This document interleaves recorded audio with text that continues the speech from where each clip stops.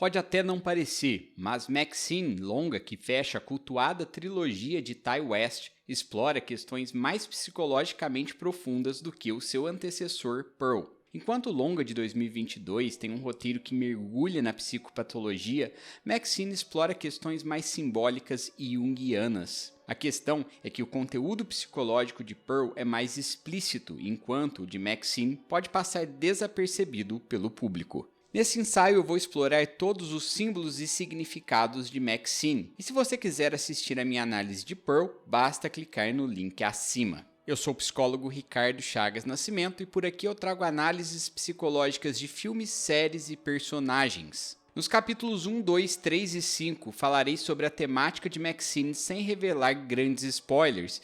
No entanto, no quarto capítulo eu vou discutir o impactante final da trilogia, revelando informações que podem estragar sua experiência caso você ainda não tenha assistido ao longa. O longa começa com uma famosa citação de Bette Davis. Neste ramo, até que você seja conhecida como um monstro, não será uma estrela. Essa frase é essencial para compreendermos o tema mais universal de Maxine, a dualidade simbólica. Monstros e estrelas representam símbolos opostos. A ideia de conexão entre opostos é a peça fundamental do quebra-cabeça de West. Maxine Miller, que neste filme utiliza o nome Maxine Minx, é a única sobrevivente do terrível massacre retratado em X. Agora uma atriz de filmes adultos de sucesso em Los Angeles, ela aspira a abandonar a indústria pornográfica para se estabelecer como a próxima grande estrela de Hollywood. Aqui a dualidade volta a aparecer, estabelecendo um paralelo entre os dois tipos de cinema. Enquanto o cinema adulto representa um dos modelos mais marginalizados do universo audiovisual, Hollywood representa o modelo máximo de status. O roteiro também analisa a dualidade, a força e a fraqueza. Em muitos momentos, Maxine revive o estado de luta e fuga de seus terríveis traumas passados, mas em outros é imobilizada por ataques de flashback, muito parecidos com os ataques de pânico. E por fim, mas não menos importante, outras duas ideias opostas também são exploradas ao longo do filme. Estas podem ser discutidas também a partir da teoria junguiana. A primeira é o feminino e o masculino, ou seja, ânima e ânimos. A segunda é a dualidade entre sombra e persona, ou seja, entre a máscara social de um indivíduo em contradição com a sua verdadeira essência, adormecida nas profundezas do inconsciente. Em Provérbios do Inferno, o poeta inglês William Blake escreveu que o excesso de tristeza ri, o excesso de alegria chora. Essa passagem pode nos ajudar a compreender como a relação entre opostos é complexa. Ao considerar conceitos como o bem e o mal, muitos acreditam equivocadamente que um oposto deve anular a existência do outro, que onde há bondade, o mal não pode estar e vice-versa. No entanto, essa é uma visão generalista e dicotômica.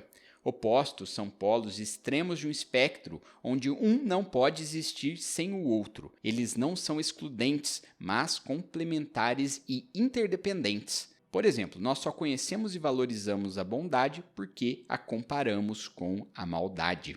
Para compor seu conceito de enantiodromia, Jung utilizou a ideia do filósofo Heráclito de planta rei, que pode ser traduzido do grego antigo como tudo flui. Em outras palavras, tudo está em constante mudança. Os opostos não só coexistem, como se transformam mutuamente. Esse fenômeno da mudança como fluxo se manifesta das mais diferentes maneiras. Podemos analisar a enantiodromia ao comparar os dois álbuns e conjuntos musicais a seguir. Apesar das capas relativamente parecidas, pertencem a gêneros opostos. A dupla The Living Brothers pertencem ao gênero gospel, enquanto o Slayer é uma banda de thrash metal com letras repletas de simbolismo satânico. A música título de Satan is Real diz o seguinte em uma tradução livre: Satanás é real, maldição da realidade, espiral da tragédia. Satanás é real, venha coroar o Senhor do futuro. Apesar de ser um louvor country, são palavras que parecem ter saído de um álbum do Slayer,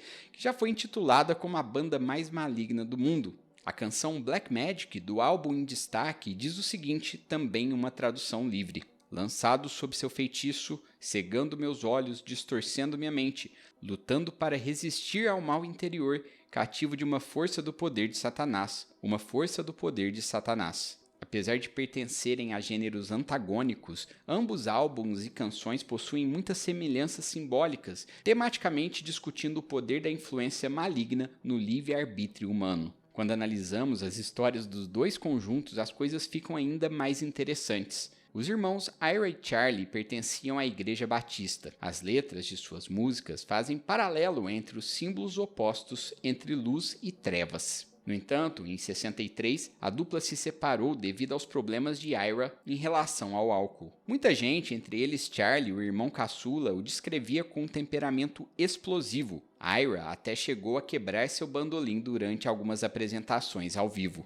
Ele também era conhecido por ser mulherengo e chegou a se casar 4 vezes. Sua terceira esposa deu 2 tiros em seu peito e 2 em sua mão durante uma briga, e Ira tentou estrangulá-la com o fio do telefone. Ele faleceu em 65 em um acidente de carro, voltando de um show ao lado de sua 4ª esposa. Não é de conhecimento público se Ira bebeu na noite de seu falecimento. No entanto, ele tinha um mandado de prisão por dirigir alcoolizado. Agora vamos falar sobre o Slayer, uma banda com letra e sonoridade pesada, podendo até mesmo chocar pessoas que não estão habituadas ao estilo. Dentre os integrantes da banda, que encerrou sua produção criativa em 2018, Tom Araya, vocalista, professa uma fé contrária às canções que costumava cantar. Araya, que é católico apostólico romano e hoje vive tranquilamente com sua família em um rancho no sul dos Estados Unidos, revelou em uma entrevista para o jornal canadense Edmonton Sun, em uma tradução livre: "É tudo uma questão estética. Esse é o ponto principal. Se a coisa é realmente impactante, cool, sangrenta e gráfica, seguimos por esse caminho." E muitos perguntam, isso não é um problema para você? E não, sou autêntico, tenho um sistema de crenças muito forte. Essas são apenas palavras e elas nunca vão interferir no que acredito e como eu me sinto.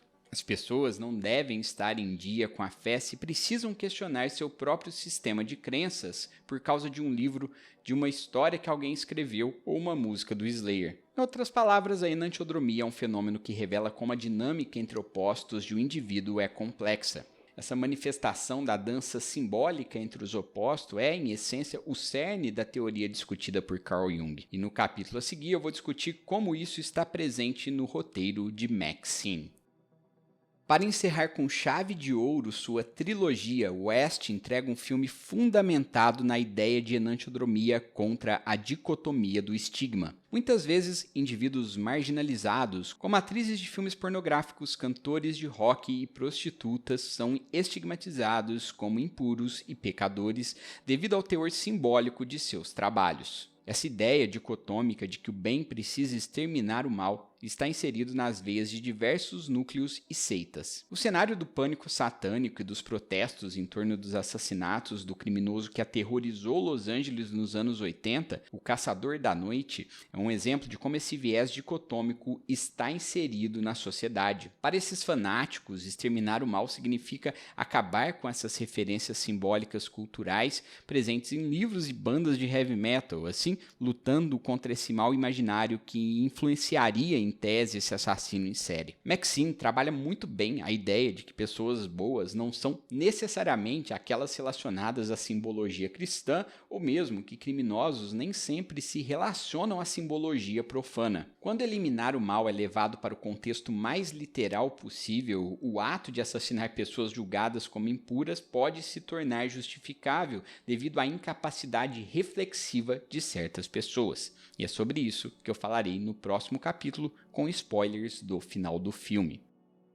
O final de Maxine é surpreendente. O assassino que estava perseguindo a protagonista era seu próprio pai, o mesmo sujeito que a havia incentivado a perseguir obsessivamente a fama desde a infância. Apesar de todo o histórico de participação em uma igreja cristã, o pai da atriz se revela um sanguinário e insano assassino em série. O contraste de Maxine ser uma atriz de filmes adultos com um senso apurado de justiça, enquanto seu pai é um líder religioso que comete crimes hediondos, é a chave para compreender o simbolismo mais amplo do roteiro e seu final. Antes de assassiná-lo, ela diz que ele lhe ensinou sobre intervenção divina. Esse momento pode ser interpretado como o símbolo da individuação da protagonista. Individuação na psicologia junguiana é o processo que ocorre quando o indivíduo integra todas as partes opostas da psique, ou seja, consciente e inconsciente, para se tornar uma pessoa completa e autêntica. Os aspectos inconscientes, outrora reprimidos, como a sombra, ânima e ânimos, emergem à consciência em uma dança que integra harmonicamente todas as diferentes partes dessa psique.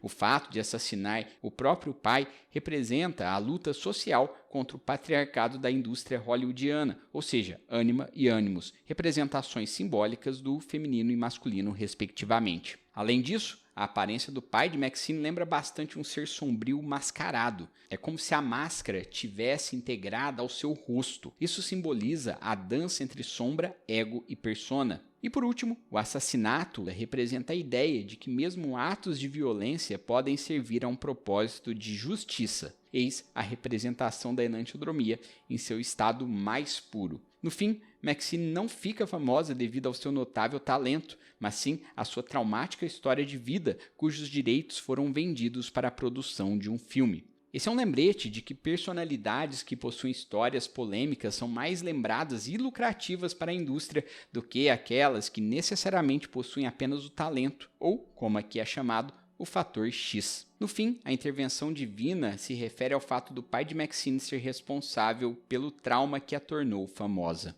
Aliás, eu sou psicólogo. Se você se identifica com a minha visão de mundo e quiser fazer psicoterapia online comigo, eu vou deixar o meu e-mail aqui na tela desse vídeo e também na descrição.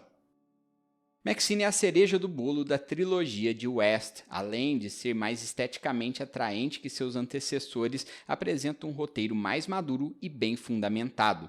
É de longe meu favorito da trilogia, seguido de X. E para deixar a seção de comentários ainda mais interessante, comentem a ordem pessoal de vocês a respeito da trilogia. E além disso, deixe o like, cuide bem da saúde mental e até a próxima!